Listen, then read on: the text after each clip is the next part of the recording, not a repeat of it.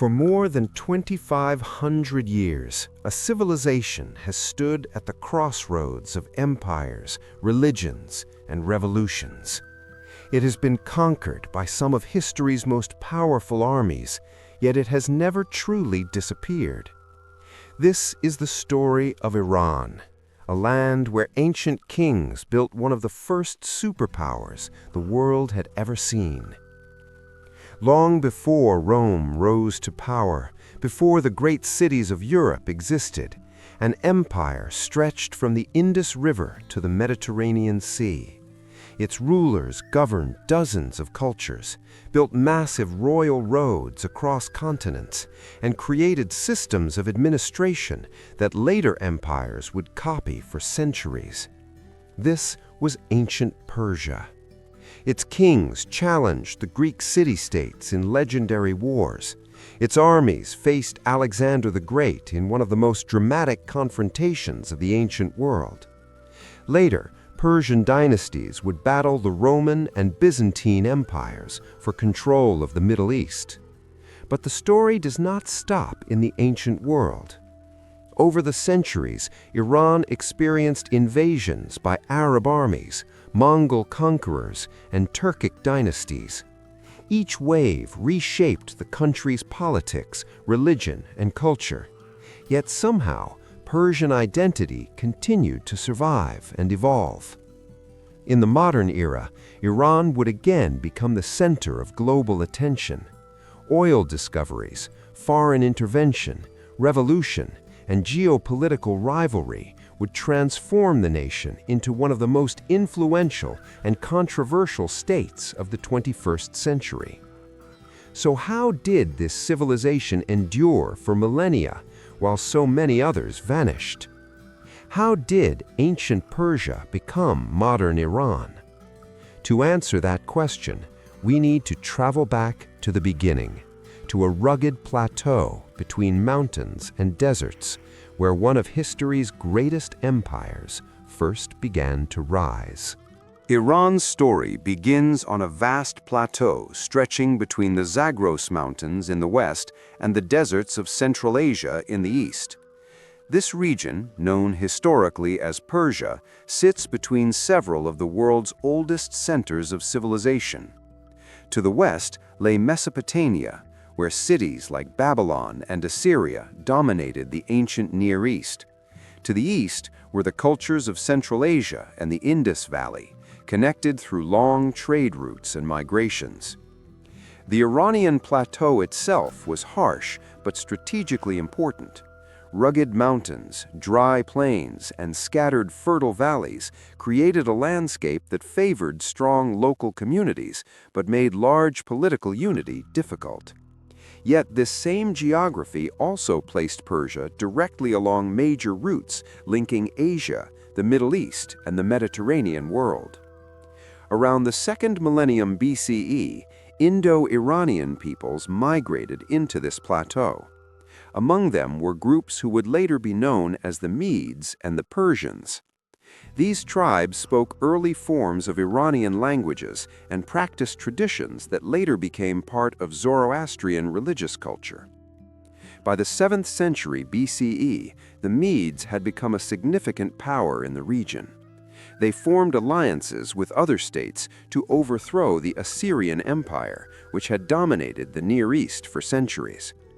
For a time, the Medes controlled large parts of western Iran and northern Mesopotamia. But a new power soon emerged from among their allies. In the mid-6th century BCE, a Persian ruler named Cyrus II, later known as Cyrus the Great, rose to power. He was the leader of a Persian tribe based in the region of Fars in southern Iran.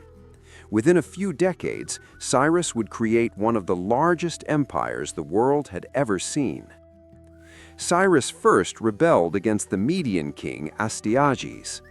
After defeating him around 550 BCE, Cyrus united the Medes and Persians under his leadership. This victory transformed a regional tribal kingdom into a rapidly expanding imperial force. Cyrus then launched a series of remarkable conquests. He defeated the powerful kingdom of Lydia in western Anatolia, bringing much of modern Turkey under Persian control. Soon after, he turned his attention toward Babylon, the great city of Mesopotamia that had been a center of power for centuries. In 539 BCE, Persian forces entered Babylon. According to ancient sources, the city fell with relatively little destruction, and Cyrus presented himself not as a conqueror, but as a liberator. The famous Cyrus Cylinder records his policy of respecting local religions and traditions, a strategy that helped stabilize his vast empire. Under Cyrus, the Persian Empire stretched from Central Asia to the eastern Mediterranean. It included dozens of different cultures, languages, and religions. Instead of forcing uniformity, Persian rulers developed administrative systems that allowed local leaders to govern their own regions while remaining loyal to the empire. This approach became one of the defining features of Persian imperial rule. After Cyrus died in 530 BCE during a campaign in Central Asia, his empire continued under his successors. His son, Cambyses II, conquered Egypt, bringing one of the world's oldest civilizations under Persian rule. Soon after, a period of political instability followed, ending with the rise of Darius I, one of the most capable rulers of the Achaemenid dynasty. Darius reorganized the empire into provinces called satrapies, each governed by a satrap responsible for collecting taxes and maintaining order. He also invested heavily in infrastructure. Darius built an extensive network of royal roads that connected distant parts of the empire. The most famous of these routes, the Royal Road, stretched more than 2,500 kilometers from the Persian heartland to the western coast of Anatolia. Couriers could carry messages across the empire with remarkable speed for the ancient world. During this time, Persian capitals such as Persepolis and Susa became centers of royal power and cultural exchange. Persepolis, in particular, was designed as a ceremonial capital, decorated with massive stone reliefs showing representatives from across the empire, bringing tribute to the king. At its height, the Achaemenid Empire ruled over tens of millions of people. It connected regions that had rarely been unified under a single political authority. Trade expanded, administrative systems became more complex, and Persian influence spread across the ancient world. But this enormous empire also faced powerful rivals. In the West, the small but fiercely independent Greek city-states began resisting Persian expansion. Conflicts between Persia and the Greeks eventually led to the famous Greco-Persian Wars in the early 5th century BCE. These wars introduced Persia to a new kind of opponent. Unlike the centralized monarchies Persia had conquered before, the Greek world was fragmented but highly motivated to resist imperial control. Although Persian forces initially made significant advances into Greece, they eventually suffered several famous defeats, including the battles of Marathon, Salamis, and Plataea. These conflicts did not destroy the Persian Empire, but they marked the beginning of a long rivalry between Persia and the Mediterranean world. Meanwhile, the empire continued to face internal challenges. Managing such a vast territory required constant political balance. Rebellions occasionally broke out in distant provinces, and maintaining unity across multiple cultures demanded careful governance. For nearly 2 centuries, the Achaemenid Empire remained one of the dominant powers of the ancient world. Persian kings continued ruling from their monumental capitals, while their armies guarded borders that stretched across 3 continents. Yet by the 4th century BCE, a new threat was rising far to the west. In the kingdom of Macedon, a young ruler named Alexander would soon begin a campaign that would shake the foundations of the Persian world. His invasion would bring the age of the great Achaemenid kings to a dramatic end. The fall of the Achaemenid Empire began in the 4th century BCE, with the rise of a young Macedonian king named Alexander. In 334 BCE, Alexander crossed into Asia Minor with an army that was far smaller than the forces of the Persian Empire. Yet within a decade, he would defeat the Persian king Darius III and dismantle one of the largest empires the ancient world had ever known. The decisive confrontations came at the battles of Issus in 333 BCE and Gaugamela in 331 BCE. At Gaugamela, Alexander's army broke through the Persian lines, forcing Darius III to flee the battlefield. With the Persian king in retreat, the road to the imperial capitals of the empire lay open. Alexander marched into the great Persian cities of Babylon, Susa, and Persepolis. Persepolis, the ceremonial heart of the Achaemenid Empire, was famously burned during his campaign, an event that symbolized the collapse of Persian imperial power. By 330 BCE, the Achaemenid dynasty that had ruled for more than 2 centuries had effectively come to an end. Yet Alexander's conquest did not erase Persian culture. Instead, it created a new political order in which Greek and Persian traditions blended together. After Alexander's death in 323 BCE, his empire fractured among his generals, and much of the Iranian plateau came under the rule of the Seleucid Empire.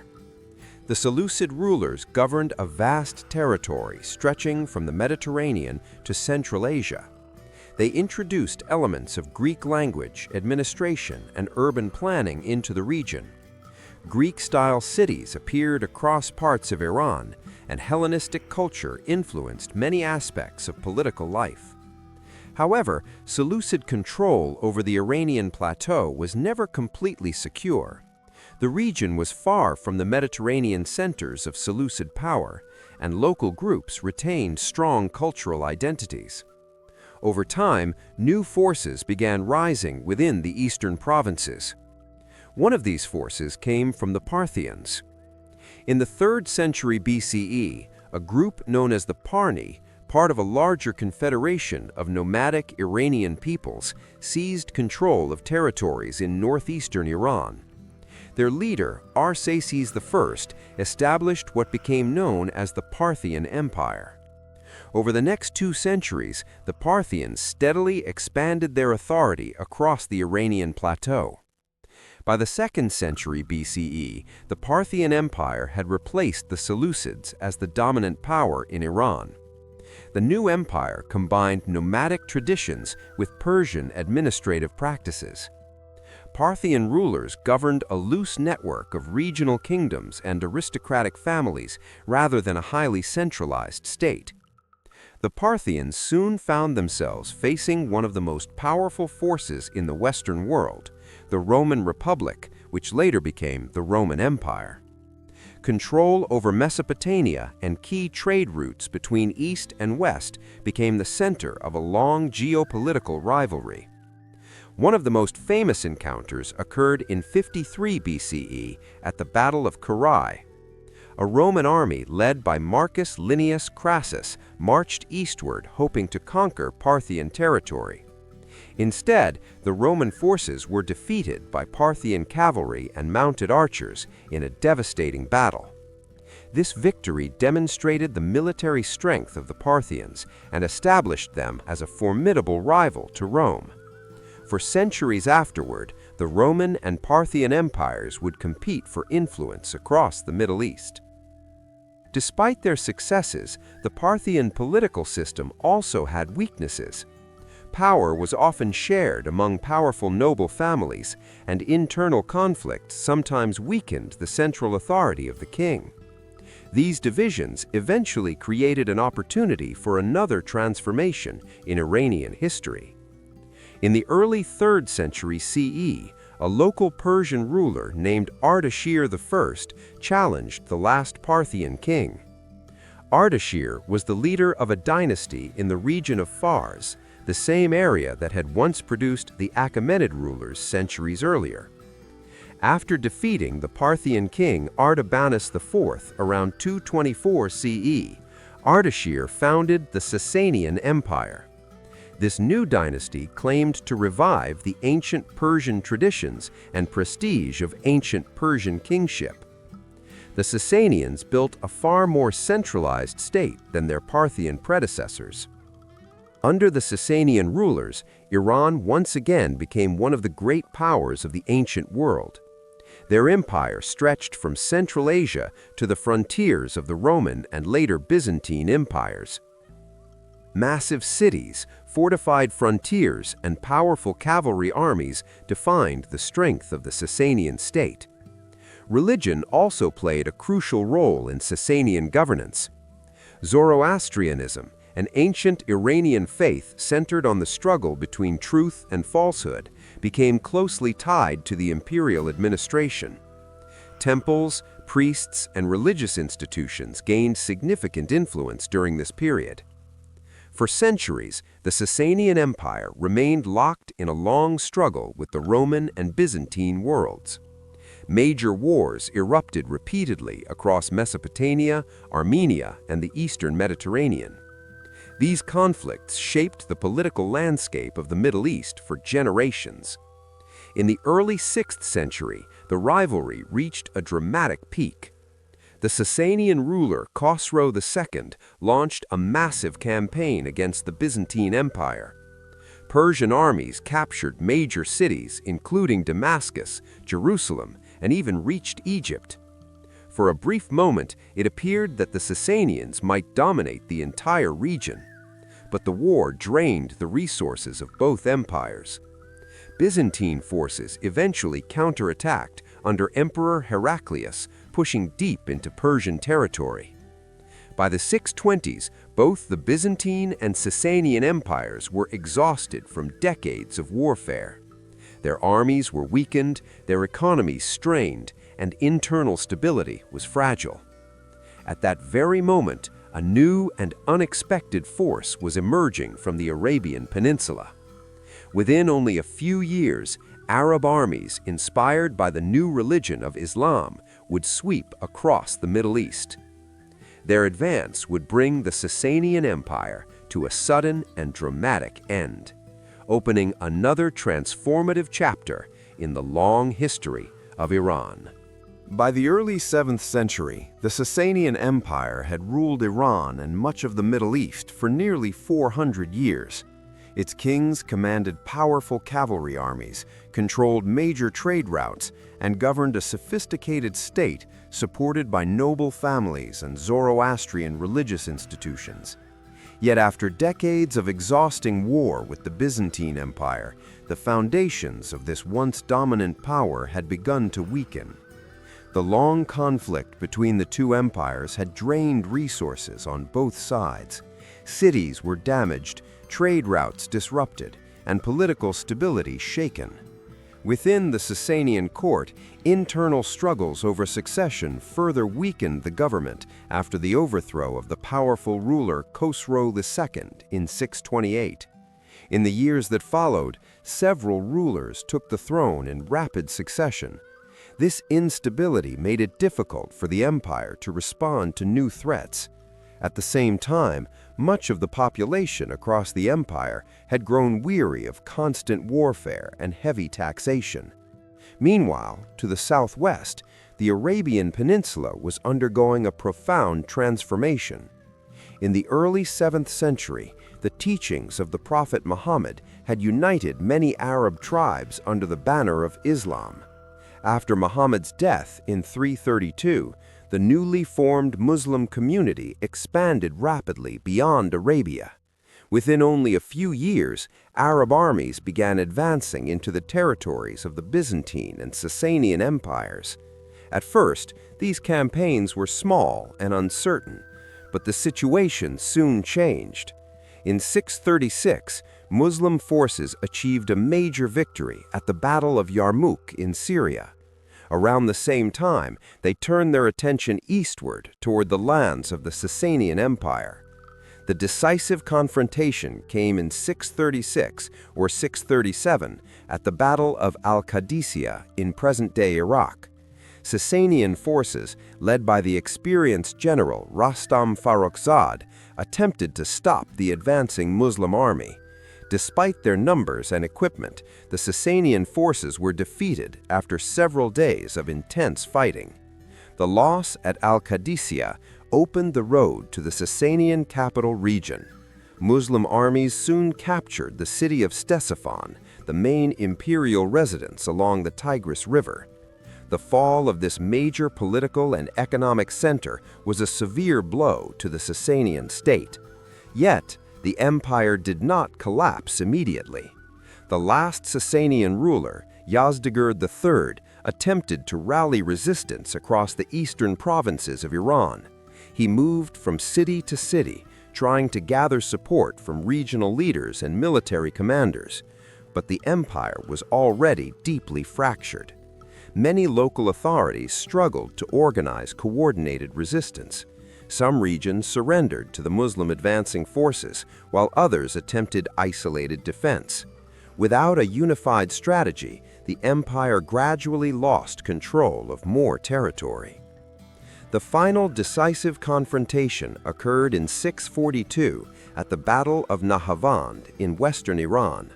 Sasanian forces attempted to halt the Muslim advance once again. Instead, they suffered another major defeat, a moment that later Islamic historians would call the victory of victories. After Nahavand, organized imperial resistance largely collapsed. Over the next decade, Muslim armies steadily expanded their control across the Iranian plateau. Major cities such as Isfahan, Rai, and Merv eventually came under Muslim rule. By 651, the last Sasanian king, Yazdegerd III, was killed while fleeing eastward, marking the official end of the Sasanian dynasty. The fall of the Sasanian Empire marked one of the most significant turning points in Iranian history. For centuries, the empire had represented the political center of Persian civilization. Its administrative systems, aristocratic families, and religious institutions had shaped the identity of the region. Now, a new political and religious order was beginning to take shape. Under the early Islamic caliphates, Iran became part of a vast empire stretching from Spain to Central Asia. Arabic gradually became the language of administration and scholarship in many areas, and Islam spread steadily among the population. However, Persian culture did not disappear. Instead, it adapted and transformed within the new Islamic world. Persian scholars, poets, and administrators played major roles in shaping Islamic civilization. Over time, a new cultural synthesis emerged that combined Persian traditions with Islamic religious and intellectual life. This transformation marked the end of the ancient imperial age of Persia, but it also opened the path to a new phase of Iranian history that would continue to shape the region for centuries. After the fall of the Sasanian Empire in the mid-7th century, Iran entered a new era under the rule of Islamic caliphates. At first, the region was governed by the Rashidun and then the Umayyad Caliphate from Damascus. Arab governors administered the provinces, and new political structures were gradually introduced across the Iranian plateau. The early decades of Islamic rule brought significant cultural and religious change. Islam slowly spread among the population, although the process took generations rather than happening immediately. Many Iranians continued practicing older religions such as Zoroastrianism for centuries, while others adopted Islam and became active participants in the expanding Islamic world. In the 8th century, the Abbasid revolution reshaped the political landscape again. The Abbasid dynasty overthrew the Umayyads and established a new capital in Baghdad, much closer to the Persian heartlands. Persian administrators, scholars, and intellectual traditions played a major role in the Abbasid government and cultural life. This period witnessed a remarkable cultural revival, often called the Persian Renaissance. Although Arabic remained important in scholarship, Persian language and literature experienced a powerful resurgence. Poets such as Ferdowsi later composed monumental works like the Shahnameh, preserving the myths and historical memory of ancient Iran. Over time, central Abbasid authority weakened across the vast Islamic world. Local dynasties began to emerge in different regions of Iran. Families such as the Samanids, Buyids, and later the Ghaznavids ruled parts of the Iranian plateau while maintaining varying degrees of loyalty to the Caliph. These dynasties helped shape a distinctive Persian Islamic culture. Persian language became a major literary and administrative language across Central Asia and parts of South Asia. Iranian scholars contributed to developments in philosophy, mathematics, medicine, and astronomy during what historians often call the Islamic Golden Age. Yet the political stability of the region was again disrupted in the 13th century by a devastating series of invasions. In 1219, the Mongol Empire, under Genghis Khan, launched a massive campaign into the Iranian world after diplomatic tensions with the Khwarezmian Empire. Mongol armies swept across cities and trade centers with extraordinary violence and speed. Major cities such as Nishapur and Merv were destroyed, and entire regions experienced severe population losses. The Mongol conquest marked one of the most destructive periods in Iranian history. Agricultural systems collapsed in some areas, trade routes were disrupted, and many cultural institutions suffered severe damage. Yet even this catastrophe did not erase Persian cultural traditions. Over time, the Mongols themselves began to adapt to the cultures they ruled. In the late 13th century, the Ilkhanate dynasty, a Mongol state governing Iran, gradually converted to Islam and adopted many Persian administrative practices.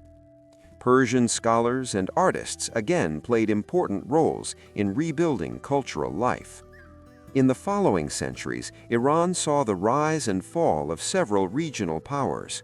But the next major turning point came in the early 15th century with the emergence of the Safavid dynasty.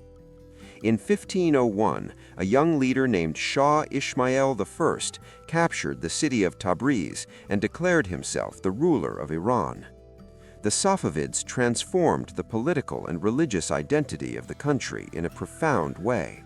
They established Twelver Shia Islam as the official state religion, distinguishing Iran from many of its Sunni Muslim neighbors. This decision reshaped Iranian society and politics for centuries. The Safavid state built a centralized government and developed major cities such as Isfahan into centers of architecture, art, and trade. Iran once again emerged as a powerful regional empire, competing with rivals such as the Ottoman Empire and the Mughal Empire. The Safavid era left a lasting imprint on Iranian identity.